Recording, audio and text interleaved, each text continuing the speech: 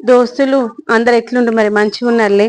ఇవాళ అయితే నేను ఈ యొక్క బట్టలు ఆరేసుకోవడం ఎలా ఎటువంటి ఇప్పుడు ఒక సమస్య అయిపోయింది కదా.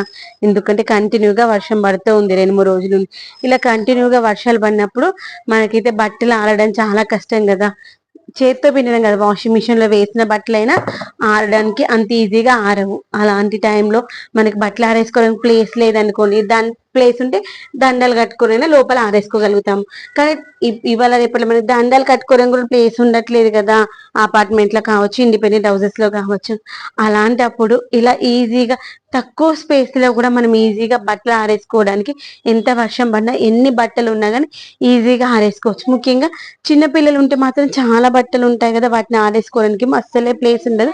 ఎందుకంటే పిల్లలు చిన్న చిన్నగా ఉంటాయి క్లాత్స్, వాటిని ఆరేయడానికి చాలా స్పేస్ కావాలి. కానీ మనకి అంత స్పేస్ ఉండదు.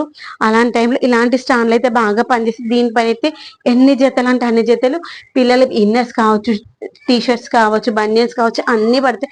నేనైతే అఖిల్ చిన్నగా ఉన్నప్పుడైతే ఈ స్టాండ్ పైన వేసినవి మంచి ఒక రోజులో మంచిగా ఆరిపోయేవి. ఎంత వర్షం పడినా బట్టలు ఆరబోన టెన్షన్ ఉండకపోయేది అనమాట. ఈ విధంగా ఈజీగా ఆరబెట్టేసుకోవచ్చు. పైన పెద్దగా ఉన్న షర్ట్స్ వేసుకోవచ్చు. తర్వాత కింద దాంట్లో కొంచెం చిన్నగా ఉన్నటువంటి షార్ట్స్ కావచ్చు, లేదంటే ఇన్నర్స్ కానీ వేసేయచ్చు. ఈజీగా ఆరిపోతాయి ఎంత వర్షం పడినా కానీ.